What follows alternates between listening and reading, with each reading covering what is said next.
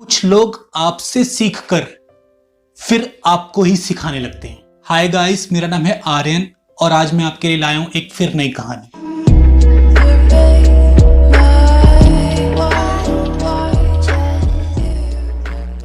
एक समय की बात है, एक गुरुजी अपने शिष्यों के साथ काफी दूर आश्रम पर जा रहे थे। वो निरंतर चलते जा रहे थे। निरंतर चलते चलते वह बहुत थक गए थे। उन्होंने सोचा क्यों ना बीच में बैठकर विश्राम कर लिया जाए, लेकिन आश्रम दूर होने के कारण अगर वो विश्राम करते तो उन्हें देर रात हो जाती। इसलिए उन्होंने निरंतर चलना ही बेहतर समझा और वो निरंतर चलते रहे।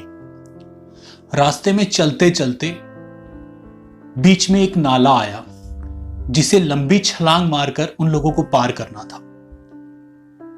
सभी लोगों ने उस नाले को छलांग मारकर पार कर लिया, लेकिन गुरुजी का कमंडल उस नाले में गिर गया। उन शिष्यों में से एक शिष्य गोपाल वहां के सफाई कर्मचारी को ढूंढने के लिए चला गया ताकि सफाई कर्मचारी आकर उस कमंडल को निकाल सके।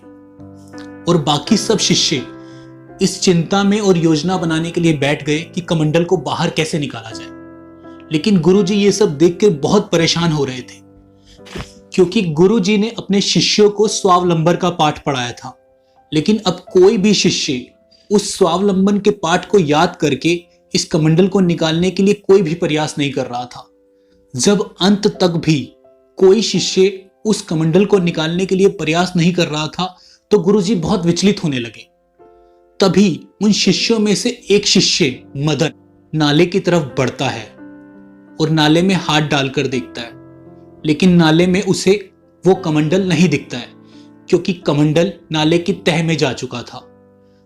तभी मदन अपने कपड़े संभालते हुए नाले में उतरता है और उस कमंडल को बाहर निकालकर ले आता है। तभी गुरुजी बहुत प्रसन्न हो जाते हैं और उसकी खूब प्रशंसा और सराहना करते हैं। और उसे गुरुजी को असली प्रसन्नता इस बात से होती है कि उस मदन ने उनके पढ़ाए हुए पाठ को याद रखा और उसको अमल में लाया। इतने में ही जो शिष्य गोपाल सफाई कर्मचारी को ढूंढने गया था वो वापस आता है और उसे भी अपनी गलती का एहसास हो जाता है। इस छोटी सी कहानी से हमें यह शिक्षा मिलती है कि कोई भी काम छोटा या बड़ा नहीं होता, सिर्फ हमें उसे करने का नजरिया बदलना पड़ता है। और इस कहानी से एक दूसरी शिक्षा और मिलती है, अपने बुरे वक्त में कभी भी किसी की मदद तब तक नहीं लेनी चाहिए जब तक हम उस काम को हम खुद कर सकते हैं। कहानी अगर आपको अच्छी लगी हो तो हमारे चैनल को सब्सक्राइब कीजिए, इस कहानी को लाइक कीजिए और अपने दोस्तों में शेयर कीजिए। और मैं हर कहानी में एक बात कहता हूं, लाइफ में करके दिखाओ कुछ ऐसा काम ताकि हर महफिल में लिया जाए सिर्फ आपका ही नाम।